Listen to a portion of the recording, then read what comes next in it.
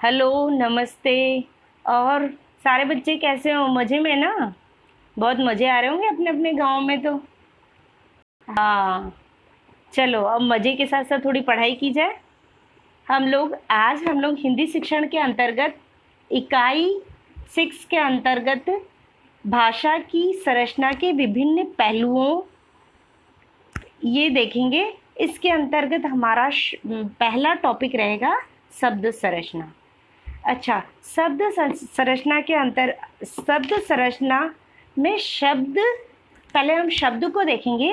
शब्द कितने प्रकार के होते हैं? सार्थक और निरर्थक। अच्छा, शब्द होते क्या हैं? शब्द क्या है?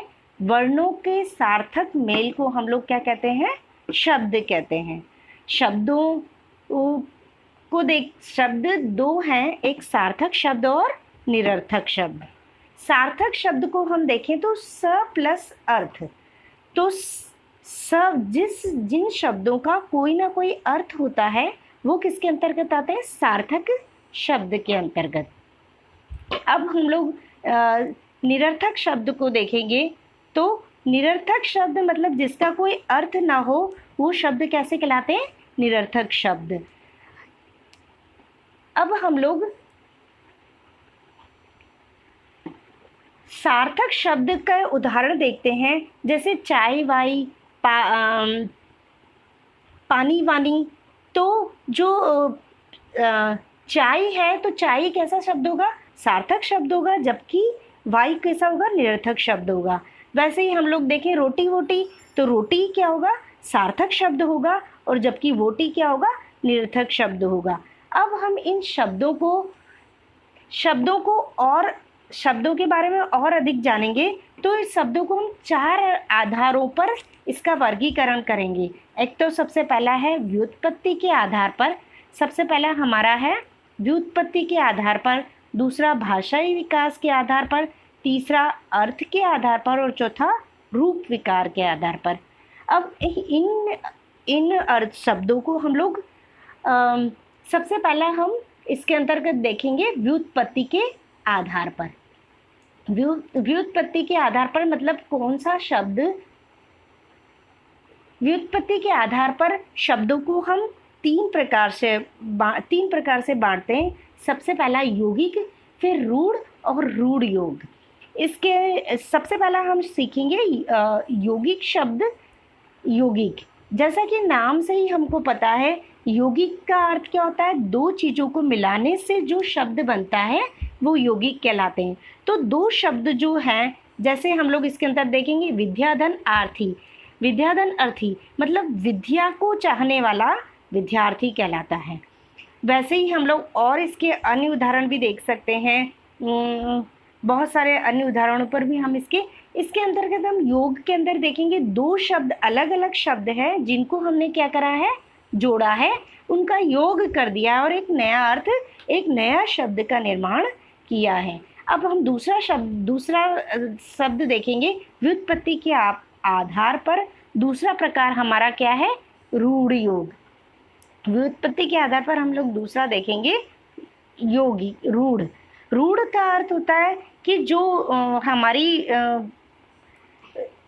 जैसे हम लोग कोई शब्द जो हमारी रूढ़ियाँ होती है, उनको हम जैसे एक ही तरह जैसे ही अपना लेते हैं। मतलब उनके हम कोई भाग नहीं कर सकते, उनको कोई टुकड़े में नहीं बांट सकते, और उसके अलावा उसको वैसा का वैसा ही हमने अपनी भाषा के अंतर्गत ले लिया है। जैसे कमल है, कमल, क का कोई अलग से कोई अर्थ नहीं है, म का कोई अर्थ नहीं है, ल का कोई अर्थ नहीं है, पर हमने इसको मिला लिया तो हम जानते हैं कि कमल हम एक फूल के लिए, एक विशेष फूल के लिए हम लोग प्रयोग करते हैं। अब इसके बाद हम लोग दूसरा देखेंगे।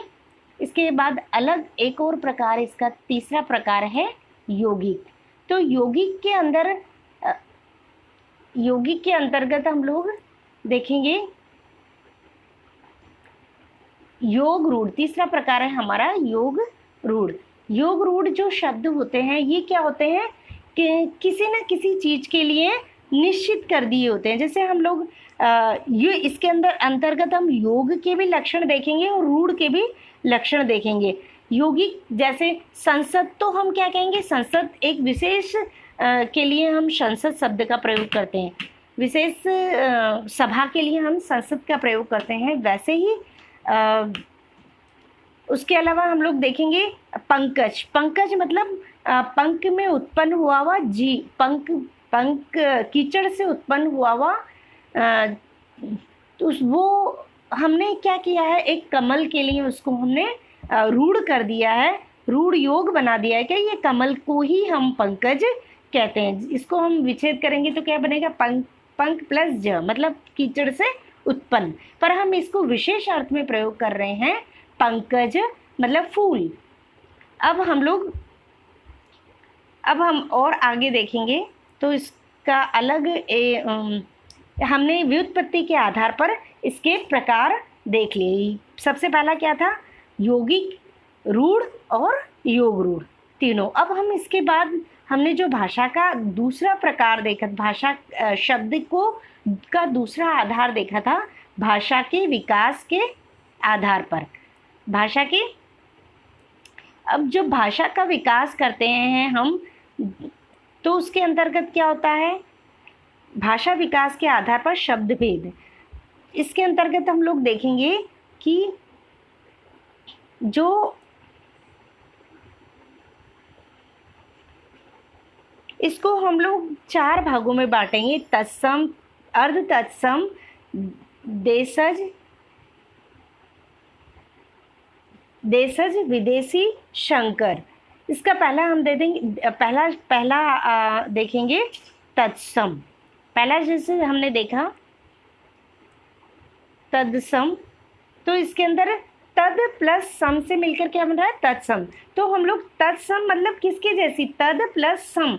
तो अब यहाँ पर तद कौन सी भाषा को लेंगे हम, प्राचीन भाषा जो संस्कृत है उसके जैसे संस्कृत भाषा के एज इट इज शब्द, वैसे के वैसे शब्द हमने लेकर हमारी हिंदी भाषा में उनका प्रयोग करते हैं, तो वो सारे शब्द क्या कहलाते हैं, तत्सम शब्द कहलाते हैं। जैसे सत्य, शिव, सुंदर, ईश्वर, ये सारे के सारे शब्द हमने संस्कृत भाषा से ऐसे के ऐसे ही उठा लिए हैं, इसलिए हम इनको क्या कहेंगे, तत्सम शब्द कहेंगे। अब दूसरा प्रकार है अध तत्सम। इन शब्दों के अंतर्गत कुछ ना कुछ थोड़े से परिवर्तन के द्वारा हमने शब्दों को हमारी हिंदी भाषा के अंदर ग्रहण किया है, तो वो क्या कहलाएंगे, अर्ध तत्सम शब्द। अब हम लोग इसका अगला प्रकार देखेंगे, तो वो अगला प्रकार होगा, इसका अगला प्रकार हम लोग देखेंगे तद्भव।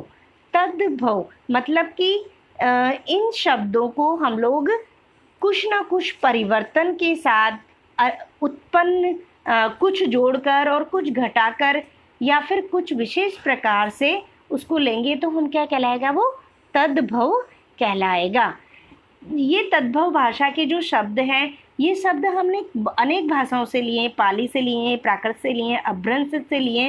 इन सब से इसमें कुछ ना कुछ सुधार होकर हमारी हिंदी भाषा के अंतर्गत आए हैं। अब इसके बाद हम लोग अगला प्रकार देखेंगे, देशी या विदेशज शब्द। अब देशज और विदेशज शब्दों को हम इसके अंतर्गत हम बहुत सारे शब्दों को लेते हैं। जैसे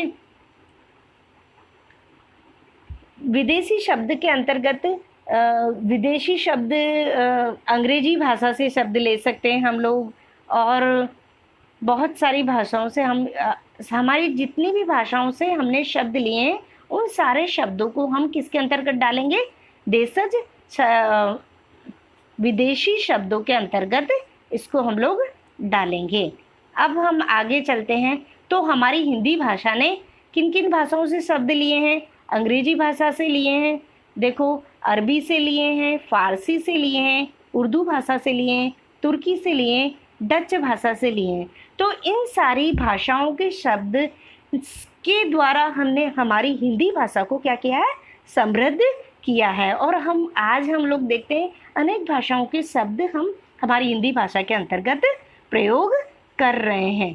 अब इसका अगला भाषा के विकास के अंतर्गत हम लोग अगला प्रकार देखेंगे, संकर भाषा, संकर शब्द। इन संकर शब्द। अब इन संकर शब्द का अर्थ क्या है कि सारी भाषाओं का मिक्स स्वरूप क्या कहलाता है? संकर शब्द। जब हम अरबी, संस्कृत भाषा, अंग्रेजी, उर्दू ऐसे सारे भाषाओं को मिक्स कर कर जब हम भाषा के अंतर्गत इसका प्रयोग करेंगे तो वो सारे किसके अंतर्गत आएंगे? संकर शब्दों के द्वारा इनको हम लोग संकर शब्द कहलाएंगे। वो सारे संकर शब्द के अंतर्गत आते हैं। अब इसके बाद हम अगला प्रकार देखेंगे, अर्थ के आधार पर शब्द के भेद। शब्द अर्थ के आधार पर शब्दों को हमने 3 प्रकार से बांटा है। एक तो वाचक शब्द, दूसरे वाचक शब्द, दूसरे लक्षक शब्द और तीसरे व्यंजक शब्द।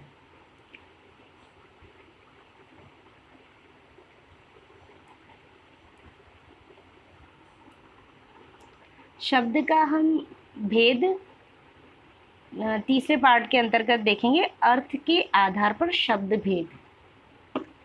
शब्द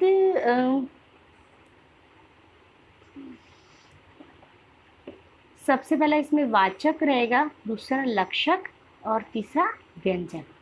जब हम शब्दों को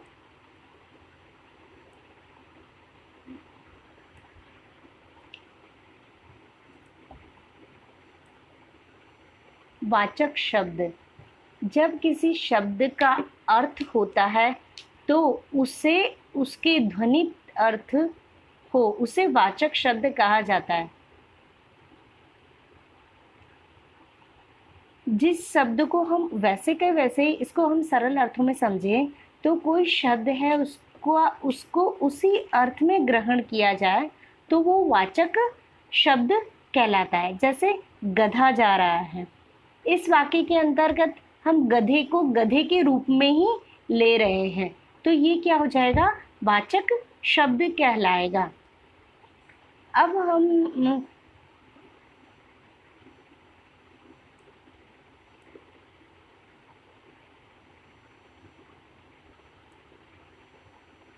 दूसरा है लक्षक। जब किसी शब्द का प्रयोग उसके वाचार्थ से हटकर उसके लक्षणों के आधार पर किया जाए तब हम उस शब्द को लक्षक और उसके अर्थ को लक्षार्थ कहते हैं। उदाहरण हम देखें तो मूर्ख, जैसे रमेश मूर्ख है तो रमेश को उसकी मूर्खता, रमेश जो है उसको, रमेश तो गधा है तो उदाहरण के लिए ऊपर के वाक्य को गधे के लिए कहकर किसी मूर्ख व्यक्ति की ओर संकेत किया जा रहा है। मतलब जैसे रमेश को गधा कहा जा रहा है। मूर्ख और गधा शब्द लक्षक होगा।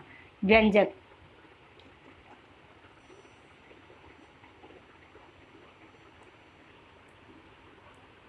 व्यंजक शब्द है ना,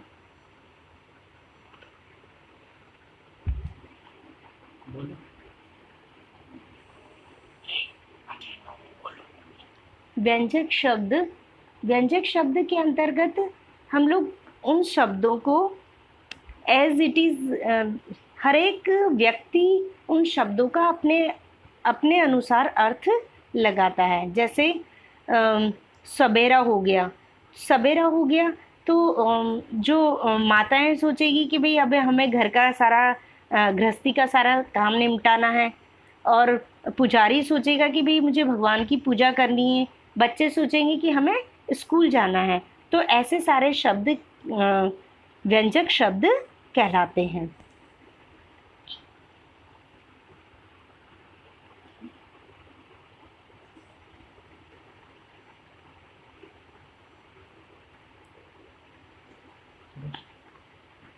अब हम लोग अगला प्रकार देखेंगे, रूप विकार के आधार पर शब्दों का भेद। ये 2 प्रकार के होते हैं, विकारी और अविकारी।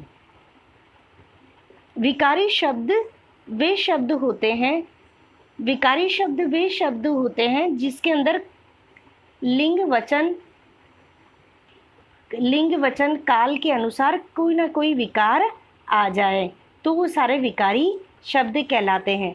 जैसे लड़के के लिए अलग शब्द प्रयोग होगा, लड़की के लिए अलग प्रयोग होगा, और वचन के लिए हम अलग शब्दों का प्रयोग करेंगे, बहुवचन के लिए अलग शब्दों का प्रयोग करेंगे। और इसके 4 भेद होते हैं, संज्ञा, सर्वनाम, क्रिया और विशेषण। इसके अलावा हम लोग दूसरा देखेंगे, वो होता है अविकारी। अविकारी शब्द ऐसे शब्द होते हैं जो लिंग, वचन, काल, क्रिया किसी के अनुसार भी परिवर्तित नहीं होते। जैसे हम लोग लेंगे धीरे धीरे शब्द, तो धीरे धीरे शब्द को हम लड़के के साथ लगाएंगे तब भी वो धीरे धीरे आएगा, और लड़की के साथ लगाएंगे तब भी धीरे धीरे आएगा। एक वचन में लगाएंगे, एक वचन के साथ लिखेंगे हम तब भी वो धीरे धीरे होगा, और बहुवचन के साथ लिखेंगे तब भी वो धीरे धीरे होगा। इस तरह हमने जो शब्द के भेद हैं उनको अलग अलग आधार पर देखे। अब इसे आप एक बार फिर से हम लोग इसे चार्ट के द्वारा भी समझ सकते हैं। इसके अंदर मैंने पीछे आप इससे पूरे चार्ट के द्वारा इसको समझा जा सकता है। हम चार्ट देखते हैं इसके अंदर अंतर्गत।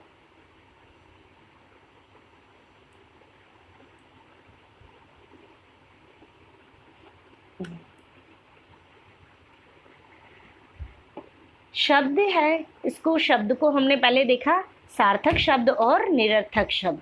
अब सार्थक शब्दों को हमने 4 आधार पर देखे, व्युत्पत्ति के आधार पर, भाषाई विकास के आधार पर और अर्थ के आधार पर। व्युत्पत्ति के आधार पर, भाषाई विकास के आधार पर, अर्थ के आधार पर और रूप विकार के आधार पर। व्युत्पत्ति के आधार पर हमने फिर देखा, तो व्युत्पत्ति के आधार पर इसके 3 प्रकार हैं, यौगिक, रूढ़ और योग रूढ़। इसके बाद हम लोगों ने भाषाई विकास के आधार पर देखे तत्सम शब्द, अर्ध तत्सम शब्द, तद्भव शब्द, देशज शब्द, विदेशी शब्द और संकर शब्द। अर्थ के आधार पर हम लोग देखेंगे तो वाचक शब्द, लक्षक शब्द और व्यंजक शब्द। रूप विकार के आधार पर हमने देखे विकारी शब्द और अविकारी शब्द। अच्छा, थैंक यू। अब इन सबको आप लोग पढ़ के देखना और जो इसे बार बार रिवाइज करते रहना। धन्यवाद।